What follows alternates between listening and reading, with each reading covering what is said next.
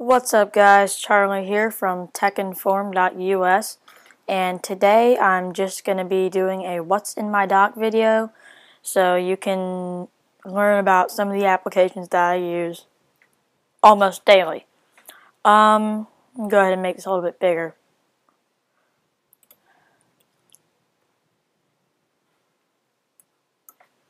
Okay, so first is Finder. This is stationary, you can't move this. This is where you find all your files that are stored on your computer. Most Mac users will know what that is. The next is Dashboard. This is just a quick widget kind of thing. Open it up, and as you can see, I have some widgets. I have iStat Pro, Calendar, iTunes, a Yellow Pages, a Globe, a Sticky, Mighty Monitor, just applications like that. I usually don't click this very much because I use the F4 key on my keyboard. So that's that. The next is Safari. That is a default web browser on Mac. Let me open up a new window here. So this is what it's going to look like. I have terrible internet. You have AT&T to thank for that. Usually I like AT&T for phone services, but for internet here in Georgia, it is absolute garbage. So this is Safari, pretty basic. You can go to Apple's website. Just do your normal surfing the web. Next is Firefox. If you know anything about computers at all, you'll most likely know what Firefox is. Firefox is just another web browser that I use for different accounts. So it's kind of the same thing as Safari, but I use it for different accounts. Chrome is yet another web browser. I use that for browsing the web occasionally. Like when I don't, when I feel like using Chrome, I use Chrome. There's really no other explanation. Moving on, there's iTunes, and everybody's heard of iTunes. Open that up. iTunes has the iTunes Store, music that you've bought, some movies, TV shows, podcasts, apps. So you can all sync it. You can sync that all to your iDevice. Next is App Store. This is the Mac App Store, just like the iOS App Store. I said App Store a lot there. Just open it up. You can buy applications just like the iTunes Store. I'm not going to open it up because it's pretty slow. I'll just go ahead and open it up anyway.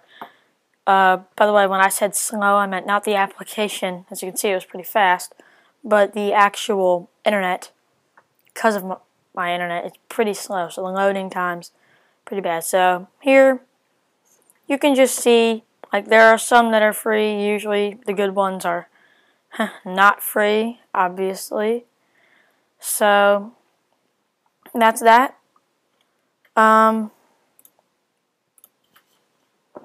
Next is FaceTime. This is just for video calling people. Let me just go ahead and open that up. You'll be able to see me.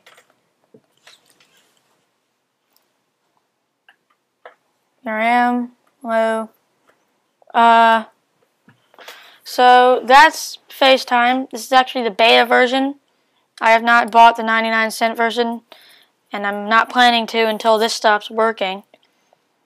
Next is Mail. This is just where I check all my emails. I have a Gmail, and it works perfectly with it. Not going to open this up for privacy purposes, but it's just an Apple Mail client. Next is iCal. This is just a calendar. I don't really open this up much at all. I just kind of look down to see what day it is. Photo booth. You'll see me again. Hello. See me. So photo booth, you can take a whole bunch of random pictures. You can mess it up, edit it around. It's pretty fun. iPhoto. I don't feel like opening that up. iPhoto is just your basic photo editing software. I'll highlight basic. It is not advanced at all. It is not as advanced as Photoshop, Aperture, but it's more advanced than Paint on Windows by far. So this can organize your photos, do lots of things. Next is iMovie. This is just your basic movie editing software that comes with your Mac. I personally don't use this very much. I use ScreenFlow. I'm right here, but I'll get to that in a minute. So iMovie. I use that to make my intros, which I'm not doing very much anymore because I want to keep the file size low. But if you check around on some of my previous videos, then there will, be some intros. I've used that. Very nice. It can produce videos. So the next is GarageBand. This I don't really use. You can create songs. I don't use that at all, basically, but I have it on there because it looks cool. So next is the iWork suite. The iWork suite consists of Pages, Keynote, and Numbers. I will probably be doing a review of each of these later, but go ahead and open up Pages. I love Pages. It tops Microsoft Word by like 100 points. So you can choose your letters, different letters, envelopes, forms, resumes. So we'll choose a blank. This is quite a bit faster than any Microsoft Word I've ever used. Not saying Microsoft Word is bad. I love Microsoft Word. Just I think Pages is a little bit better. I'm not going to open up Keynote, Numbers. This is just Word, PowerPoint, and Excel. Excel being for spreadsheets, these for presentation, this for normal documents. So moving on, next is QuickTime Player. This I occasionally use to record my desktop. Sorry. So I can do a screen recording, which I'm not going to do. Now, as you can see probably down here, it's recognizing my microphone. So I also use this to play a lot of videos that I make, just to edit them. This defaultly opens up iDVD. Okay, something about iDVD I need to say.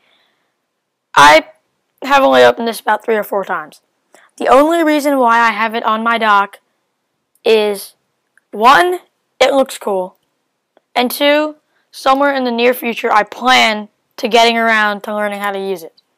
Never had any interest, but it's one of the things on my Mac I really don't know how to use. So I'm just gonna, play around on it for a few hours, learn how to do it.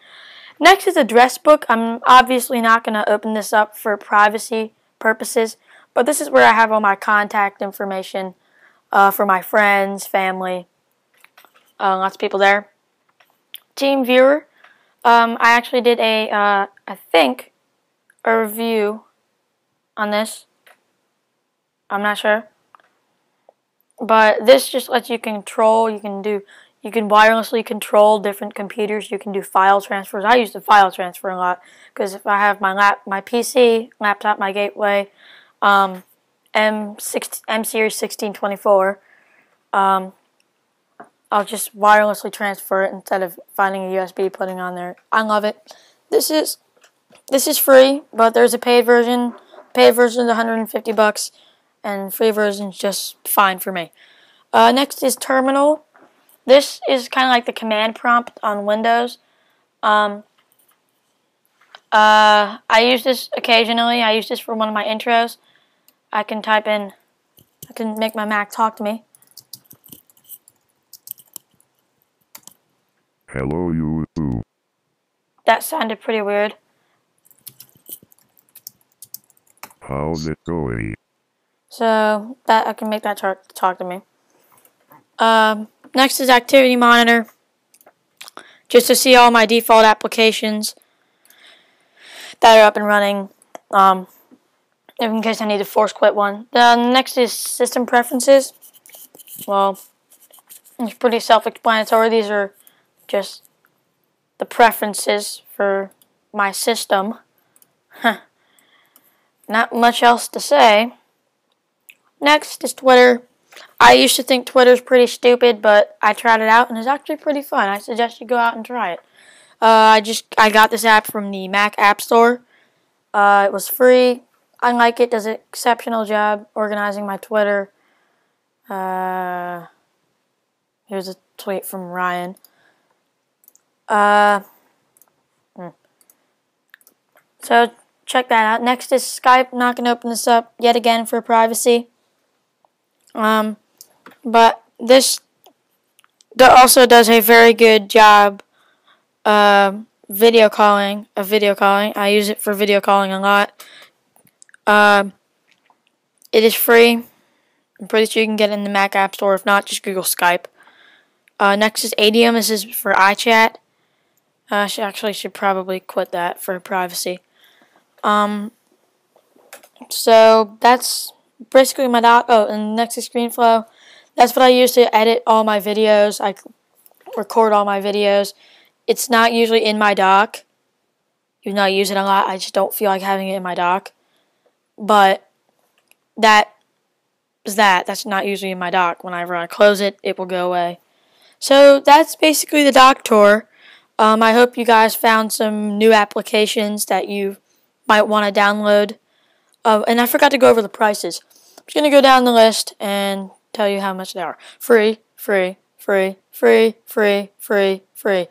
99 cents. Free. 20. Free.